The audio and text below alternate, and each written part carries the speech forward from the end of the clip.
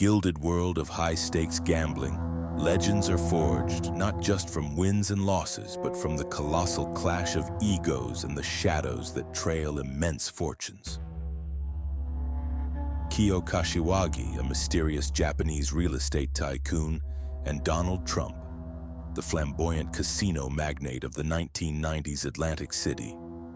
Their relationship, a brief yet explosive chapter in the saga of casino history, played out like a high-stakes thriller, complete with immense fortunes won and lost, a bitter dispute, and a grim, unsolved final act. Yet to understand the monumental collision of these two personalities, one must first delve into the murky origins of Kashiwagi's empire, an empire built not on luck, but on a foundation of ruthless ambition, predatory tactics, and persistent whispers of connections to Japan's feared criminal underworld, the Yakuza. It was a battle of wills that captivated the public, pitting a secretive Japanese whale against an American titan in a duel that pushed both men to their limits. Akio Kashiwagi's ascent from obscurity to unimaginable wealth is a testament to a ferocious and unyielding drive. Born into poverty in 1937, he was the son of a humble carpenter, one of 9 siblings struggling to survive in post-war Japan. His formal education was brief. He dropped out of high school to work as a farmhand, his early life devoid of any hint of the riches he would later command. Subsequently, he found work as a mountain guide and luggage handler at the base of the iconic Mount Fuji, a role that brought him into contact with the burgeoning tourism industry. It was here, in the shadow of the great volcano, that the seeds of his future empire were sown. In the early 1960s, observing the area's growing potential, he moved to the nearby town of Kawaguchiko and boldly entered the world of real estate. In 1969, he founded Kashiwagi Shoji, a real estate and lending company that would become the engine of his fortune. As infrastructure improved and Kawaguchiko transformed into a popular tourist destination, local land values skyrocketed, multiplying 1,000,000-fold by some estimates. Kashiwagi, with an uncanny sense of timing and a complete lack of sentimentality, positioned himself to capitalize on this boom. His business methods, however, were notoriously aggressive and bordered on the predatory. According to Japanese press accounts, he developed a reputation for a particularly cruel lending practice. When borrowers arrived to make payments on their loans, he would allegedly make himself unavailable, allowing their debts to become overdue. This tactic provided him with the legal justification to seize their collateral, often valuable plots of land, for a fraction of its worth. His ruthlessness became legendary. In one infamous incident, he acquired the land owned by a kindergarten in Kanagawa Prefecture while children were still attending classes. Without hesitation, he had the school demolished to clear the way for a new apartment complex. In another case, when a family in a Tokyo building refused to sell their first-floor apartment to him, he simply demolished the second floor around them, forcing them into a legal battle for harassment.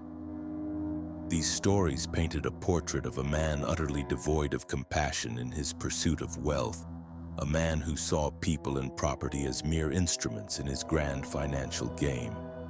It was this very reputation for cold-blooded business acumen that fueled persistent rumors of his ties to the Yakuza.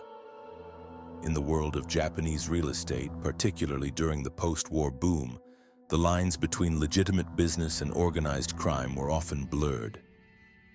The Yakuza were deeply entrenched in land acquisition, using tactics of intimidation and coercion, known as jageya, to force small landowners to sell.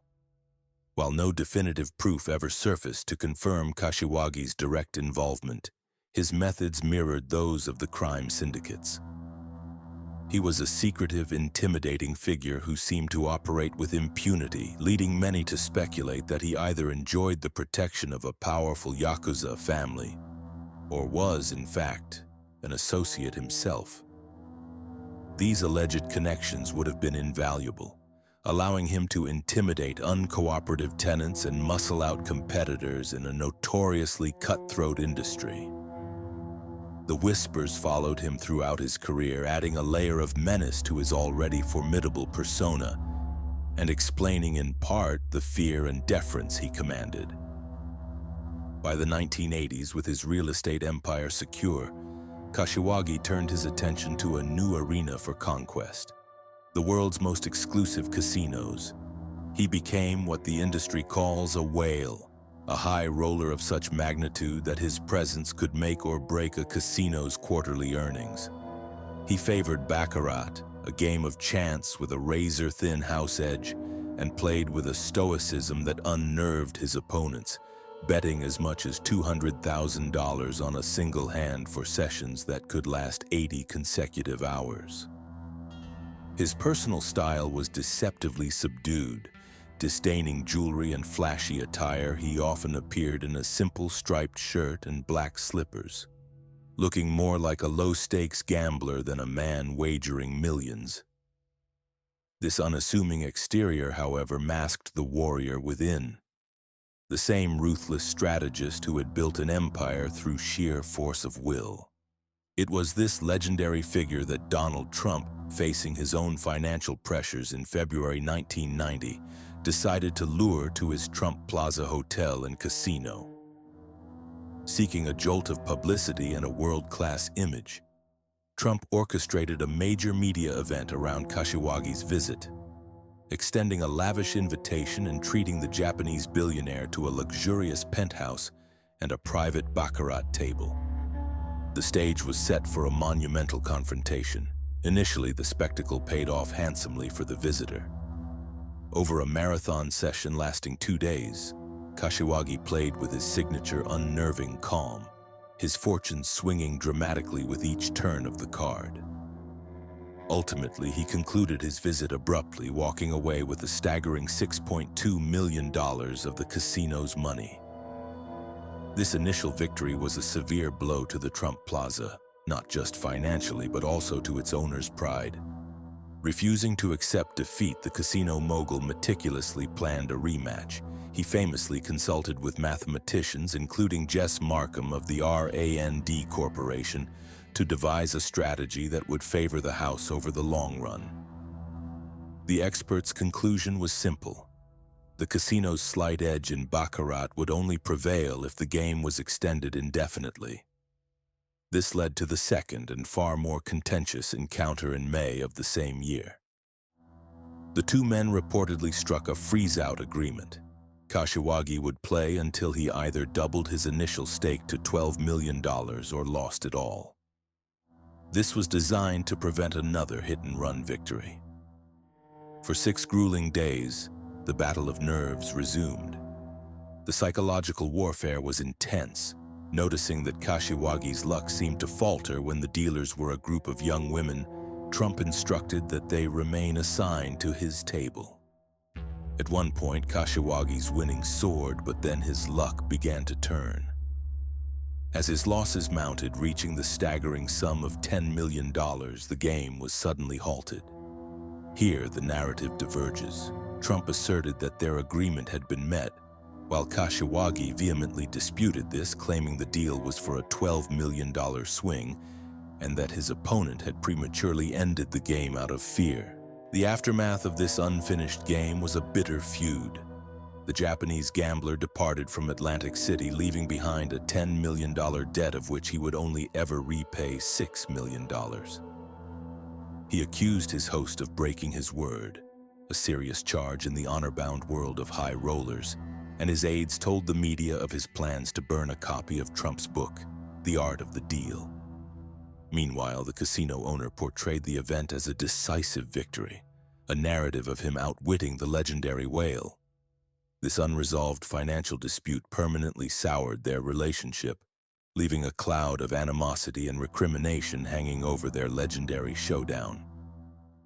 The final chapter of Akio Kashiwagi's life adds a dark and mysterious postscript to their rivalry. Less than 2 years later, in January 1992, he was found brutally murdered in his lavish, self-designed home near Mount Fuji. a fortress known as the Kashiwagi Castle. The scene was one of unimaginable violence. He had been stabbed up to 150 times with a samurai-style sword.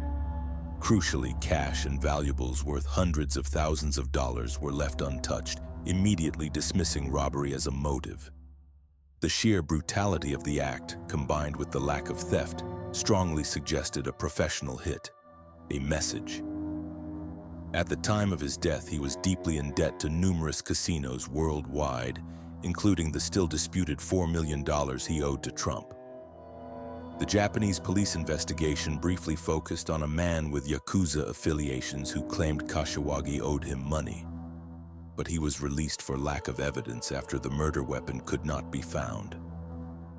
The murder was never solved, and the statute of limitations expired in 2007.